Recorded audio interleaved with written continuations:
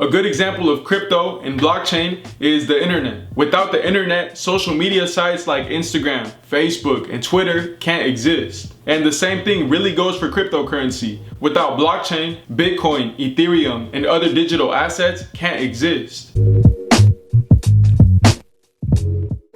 Yo, check this out, you guys. Back in 2010, somebody bought 2 pizzas with 10,000 Bitcoins. Fast forward to today, and those 10,000 Bitcoins are now worth over $190 million.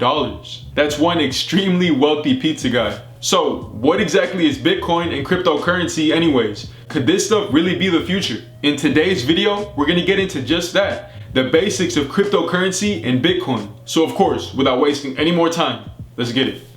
Cryptocurrency is a digital asset that was designed to take the place of regular currency. One of the main differences between cryptocurrency and regular currency, like the dollar for example, is that cryptocurrency is typically decentralized, which means that there's no central authority that controls it. As of right now, the governments and the banks control the US dollar, which means that it's centralized. To put it simply, cryptocurrency like Bitcoin, for example, was designed to remove the banks and the government from having total control. For example, let's say I personally want to send a wire transfer to a friend. The bank, in turn, is going to charge me a fee and then send the money in a few days' time. The banks are the middleman between me and my friend. With cryptocurrency, we're able to send the money straight to whoever we want, thus removing the banks. So without a bank recording the transaction between myself and my friend, how do we know that it really happened and it's valid? This is where a technology called blockchain comes in. Blockchain is a technology that's used to record digital transactions. I want you guys to think of a block as a page of information, and every single page is linked together.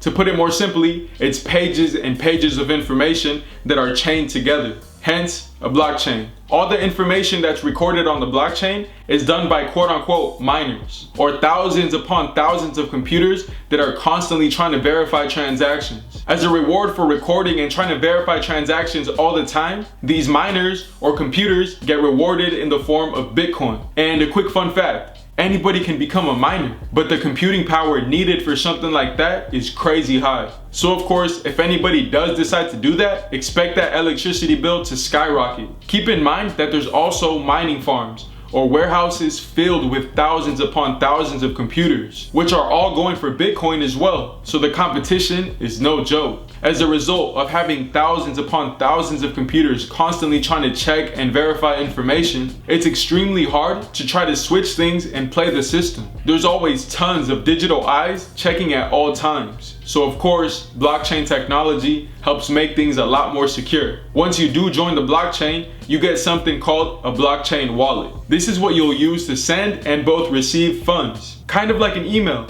We use our email to send and receive messages. And through the blockchain wallet, we send and both receive funds. The blockchain wallet also helps store crypto like Bitcoin, for example. We can actually see the transaction process going on as I make today's video. All we really have to do is go to the blockchain website and hit the Explorer tab. So to sort of recap and keep things a little more simpler for us, cryptocurrency are digital assets made to replace things like regular currency. And we can think of blockchain as permanent pages of information being chained together. These permanent pages of information are what actually allow most of these cryptocurrencies to actually function. A good example of crypto and blockchain is the internet. Without the internet, social media sites like Instagram, Facebook, and Twitter can't exist. And the same thing really goes for cryptocurrency. Without blockchain, Bitcoin, Ethereum, and other digital assets can't exist. So now that we know the basics of blockchain and cryptocurrency, let's move on to the main one,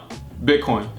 Bitcoin is the first ever cryptocurrency. Bitcoin was actually created when the entire economy went into shambles due to the banking crisis that happened back in 2008. Its story is actually quite interesting. Bitcoin's main purpose was to have a currency that wouldn't depend on any organization, like a bank for example, that could control and manipulate it. Unlike the US dollar for example, where millions and millions of dollars can be printed in a matter of seconds. Bitcoin actually has a limited amount in existence, about 21 million in total. After we hit the number of 21 million, the theory is that we're not gonna have any more Bitcoins being produced. As of right now, we're at about 18 to 19 million Bitcoins in existence. So now that we know why Bitcoin was created and how much of a supply there is, who actually created the first ever cryptocurrency. Now this is where the story really gets interesting. Nobody really knows who made the first ever cryptocurrency. The supposed creator of Bitcoin goes by Satoshi Nakamoto. The thing is, nobody really knows if that's a real person or not, if he's still living, or if it was actually a group of people that created the coin. This guy or group are the real life version of Where's Waldo. There's tons of theories, from the CIA, death, to the US being involved the whole time. But of course, we're not gonna get into all that. So finally, is Bitcoin and cryptocurrency gonna replace the dollar? And is it really the future? In my opinion, no. Having something that the banks and the government can't really control is not gonna fly with them. They'll jump through hoops and obstacles just to not let that happen. Cryptocurrencies are also more so used as commodities or places to store wealth, kind of like gold. That doesn't mean, however, that we won't move into some sort of digital currency backed by the US government. The crazy thing is, the Fed, the people that basically supervise and regulate our currency, have actually held talks about implementing a digital currency, which is crazy. Now that seems like a more realistic reality. A digital currency that can both be tracked and backed by the US government. Facebook is also currently working on its own digital currency called Libra. Their digital currency is gonna be backed by the US dollar. It's really kind of looking like Facebook wants to pivot to the finance sector, but who really knows? Time is gonna tell. The technology that I'm more so impressed by and really optimistic about the future is blockchain, which is used to power just about all of these popular cryptocurrencies. I can really see that technology being used by big corporations and even governments. As a matter of fact, JP Morgan, the biggest bank in the United States, has its own digital coin backed by blockchain. Keep in mind that their company CEO, Jamie Dimon, said that Bitcoin was a fraud back in 2017. Fast forward a couple of years, and he's held secret meetings to launch his own coin for JP Morgan. Once we see big corporations putting money in, especially ones like JP Morgan that downplayed it, it usually means that there's real potential. So, what do you guys think? Is blockchain and cryptocurrencies like Bitcoin really the future? Let me know what you guys think down in the comments below. Of course, thank you for rocking with me. And remember, beat the odds and do the numbers. I'll catch you guys on the next one. Peace.